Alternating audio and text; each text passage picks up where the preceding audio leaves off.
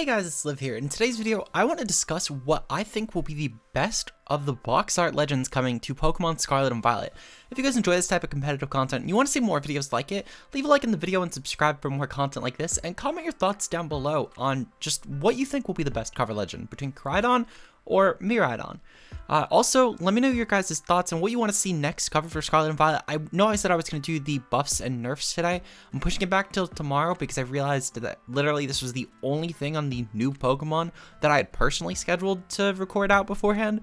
So I figured I may as well cover this, especially because these are two Pokemon that are already confirmed. I don't know how I missed this.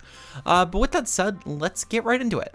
So first up, basically what I want to do, I want to go over each of these Pokemon, some noteworthy moves, and how I think they're going to do. I'm going to include, at the very least, transfer Pokemon that seem to be confirmed as of right now. These would be anything basically that is slated once Pokemon Home comes out in February. I'm going to include these mostly because of the fact that a lot of these is where we will get a majority of our actual Ubers pool from.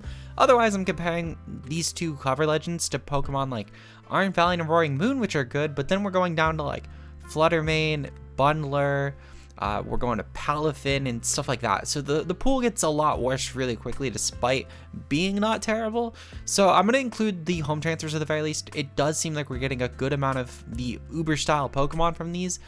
So for anyone at least who's interested in singles, this is probably going to be a really informative video for you once Smogon starts. For VGC players, we'll see in a couple years, I guess. But with that said, let's start off with Koraidon. So Koraidon is the fighting dragon type Pokemon. This gets a lot of good options as well as far as a moveset goes. Collision Course is its signature move. It's a fighting 100 base power option that does more damage if it's a super effective hit. So this is a pretty decent option here. You also, though, for fighting stab, get a lot of other good options. Drain Punch, Close Combat, and Low Kick, to name a few. Now, I mentioned Low Kick because typically, at the very least in the singles Ubers tier, this is actually considered a really strong option in the meta, just considering how many other box art legends exist and how a lot of them are typically really heavy Pokemon.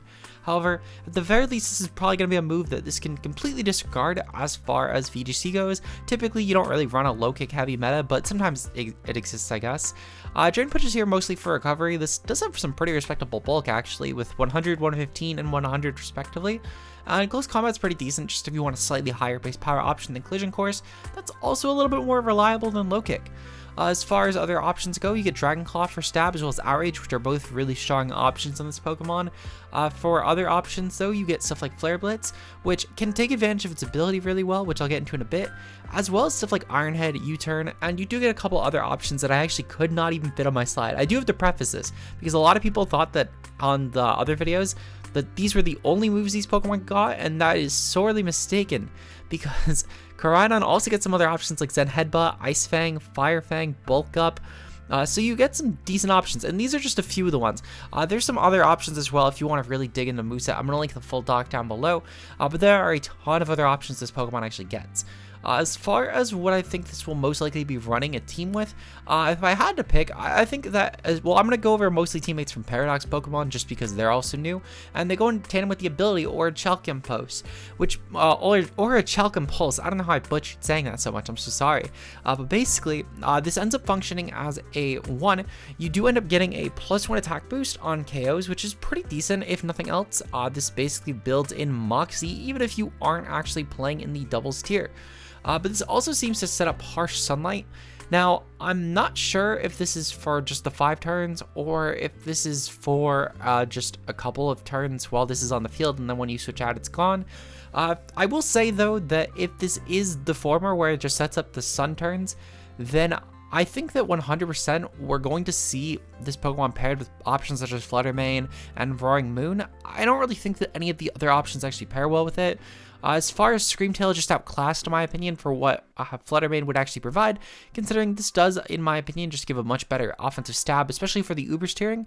They're also both 135 options, so just faster than a majority of box arts. Even Fluttermane, while faster, it also just hits a lot worse.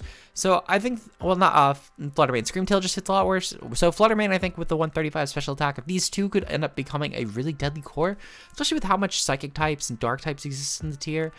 Typically Pokemon, for example, such as, well, typically just a lot of psychic types such as Mewtwo, Calyrex, etc. They'll all exist in the Supers format, and I think that Screamtail, weirdly enough, could function as a good Scarf option, or even just a speed booster, and I think that could really benefit in this sort of metagame where you could totally clean against a lot of psychic types, or at the very least, break through them real quick, and then Koraidon could maul the opposing team once the psychics and ghosts are gone. Or at the very least, the psychics and fairies are gone, because you will probably want something that can pair with that as well.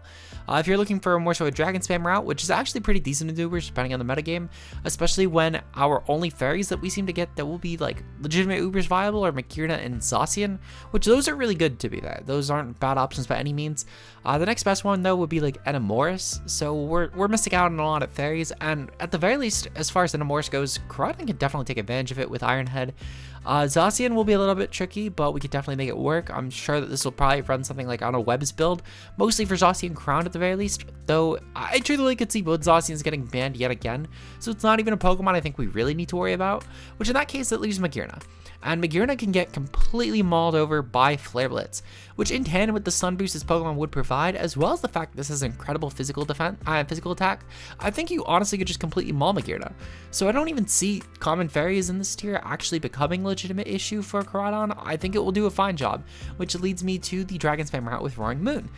Roaring Moon also, just like with Koraidon, has a 4 times weakness to Fairy, and we have now ruled out that a lot of these fairies aren't really going to be a problem, especially because Roaring Moon can also clear through fairies, so I think the two of them could do a really good job at actually pressuring opposing checks for a team, especially one that has such a really glaring fairy weakness with Koraidon and Roaring Moon. You could 100%, in my opinion, make this a non-issue. Not only this, but even if, let's say, that Orichalcum Pulse, I don't know why I keep doing it, but let's say Orichalcum Pulse ends up just only working while you're on the field, and then the Sun Boost immediately goes away once you switch into Roaring Moon. Well, Roaring Moon could probably still honestly benefit a lot from running a boost energy and still being fine to sweep through a team. At that point, I would probably run the speed boost, or actually, no, I'd probably run the attack boost specifically because I don't think Roaring Moon really needs the speed boost in this sort of team, especially when you could just run Dragon Dance and honestly be pretty all set in my opinion. So I do think that this sort of team with Roaring Moon, Fluttermane, and Koraidon could be really terrifying. You could throw on some other options just for common team support, like a really good Steel type with Stealth Rocks, for example, or maybe you're going to probably, I mean, realistically looking at this here, I think Kyogre seems to be back from what I'm hearing. Yes, it does look like that Kyogre is back, unfortunately. So you're going to want a Kyogre check, which could be a lot of different Pokemon, truthfully. You could even throw on Brute Bonnet for Kyogre, and that could be a decent response, especially with Assault Vest. So there are a lot of options, though, in my opinion, that you could throw on for that sort of slot. There's also stuff like Zarude, for example, which was, in Generation 8 at the very least, a really strong option for the dual weather trio. So I do think that you have a lot of options to pair with Koraidon that could be really beneficial. Another option I do think that could be worth considering, though, is Sun. Sun could typically be a pretty strong option, especially if this is just outright setting Sun. And speaking of Sun, I actually do think this Pokemon might end up still being viable even with Koraidon, even if they both set Sun. And I think that truthfully, they'll both actually be good options, and I think you could even throw them both in the same team. They both would offer a lot to each other. For one, Koraidon would be a really strong option around specifically Miraidon. Its offensive stab would be a great way to offensively pressure that electric typing without having to risk the dragon versus dragon matchup that Koraidon would otherwise have to present. You could probably throw it on with the very Spidef set too and make that just a really strong defensive option. Not only this, it's a good rock setter for the Koraidon teams, which means that especially against other potential Paradox Pokemon that might be running boost energy, you could just wear them down really quickly because of the fact you'll have Stealth Rocks. Groudon also has stuff like Thunder Wave, which will be really good support for speed control, which will allow this 135 speed to go insane. And even still, you can run a Fizdef Groudon instead of the Spidef option and make this into a soft check for Zacian, albeit it's really not great for a long term. It is a very loose option at best, but with Groudon apparently getting Will-O-Wisp now, this could actually end up being like a really not terrible option for soft checking Zacian. So I do think that these sort of teams, Koraidon actually could benefit from a lot of different partners here. But let's get into Miraidon now, because I do think that this also has a lot of options. So Miraidon, on the flip side, is the electric dragon type. It is a special option, and the Hadron engine just boosts special attack instead of physical attack. Otherwise, it basically functions the same. This is mostly going to be utilized with future Paradox Pokemon, and I'll be honest, I think that a lot of these really don't actually care. One thing I will say is that in comparison to the past Paradox Pokemon, with past Paradox Pokemon, there was actually not a single fire type, so it means nothing that actually can take advantage of getting a Sun boost with its Fire Stab. So with the future Paradox options though, we do have a couple, being Iron Hands and also the Iron, I think it's Iron Thorns? Yeah, Iron Thorns. Both of which are electric type, and they could take advantage of the electric train boost from Hadron Engine. And I'll be honest, I don't think it really matters, personally. I don't think that either of them are going to really want to be run on a team like this, considering, as I mentioned earlier, that I think that Koraidon will be a really good check to this Pokemon, especially with Assault Vest or just the Spit-Off set. And making yourself run two electric types that are both slower than Koraidon, that would just get mauled by any sort of ground attack, I don't really think it's a good idea, personally. Especially when stuff like Iron Thorns, for example, is 4 times ground weak, it's not going to be a good look. However, a couple Pokemon I do think will be pretty decent, though, are Iron Bundle and Iron Valiant, both of which I think could actually be really good partners here. I would say that you could run potentially Iron Moth, I think it is. Yeah, it's Iron Moth. I think that could be a not bad option. Truthfully, this would be a poison type that would clear through fairy weaknesses, and it would be a great Magearna check. That would be an amazing Magearna check, actually. So I think that with these three, you're probably, that's the future Paradox Pokemon I would say you would actually run. There are some other, I will say the last options being Iron Treads, for example. I think Iron Treads could also have merit here, but I think that Iron Moth will just be better. Strictly because of the fact that I think that Iron Moth will take advantage of Groudon slightly better, because you could take advantage of the Sun Boost and go for Overheat, and that would honestly probably be a pretty decent way to at least pressure Groudon.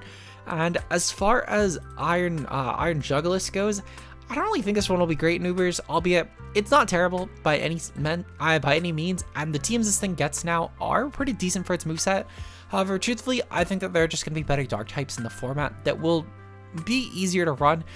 For example, there's that Dark Ice legendary Pokemon that I think could be really strong with this Miraidon pairing, and it could serve as a really strong way against opposing dragons, similarly to how we would be throwing on something like Fluttermane to do that for Koraidon. I think that the Dark Ice type will be doing that for Miraidon in a similar role, but in this case, with Fluttermane, you would not really even be potentially taking advantage of the ability from Miraidon, so I think that in this case, the Dark Ice type will just be the better option. As far as Miraidon's moveset though, you get a lot of options. Electric Drift basically functions the same way that Collision Course would be doing for Koraidon, where it's doing more against super effective options. You still have other electric moves though, like Thunderbolt and Parabolic Charge.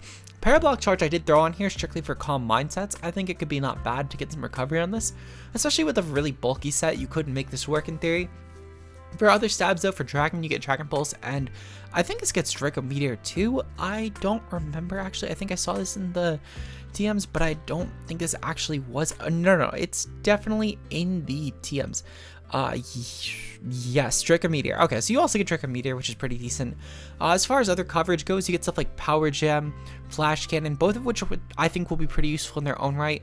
Power Gem in general, Rock is just a decent offensive option, and Flash Cannon will be great for the Fairy matchup.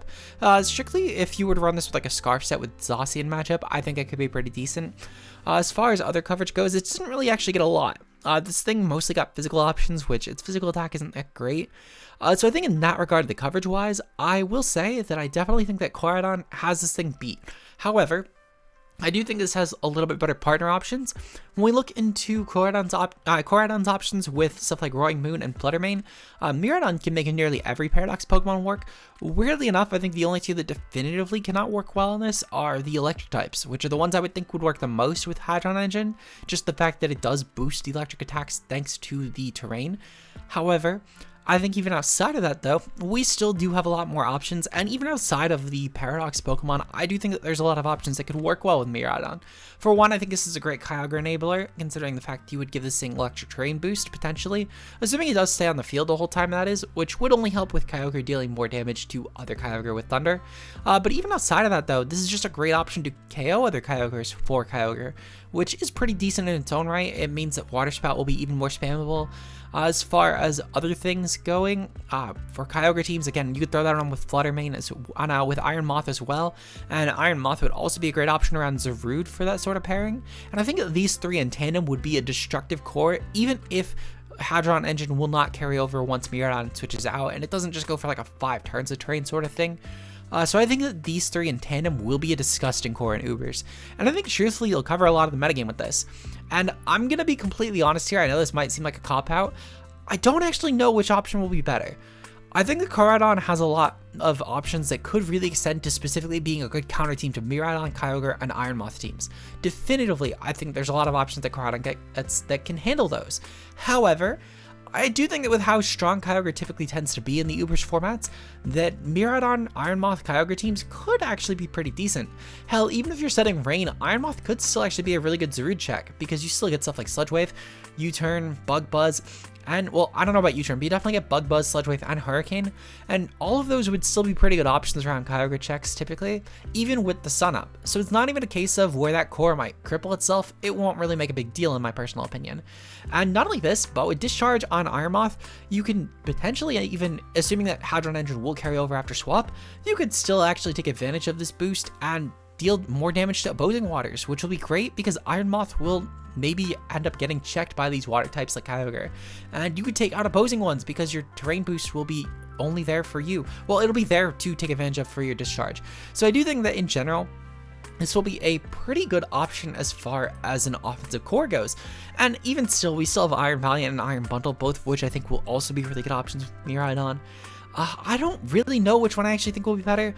Truthfully, I think these have a lot of benefits going for them. They both are great options for stuff like Eternatus, which was a 130 dragon introduced last gen, and they're both going to be really good stall breakers against a lot of dragons. These are the fastest 2 box art dragons we actually have currently, so they're going to force a lot of dragons into Scarf rolls, stuff like Palkia, for example. Hell, this even outpaces Palkia Origin, which its one niche would have been that it tied with Arceus.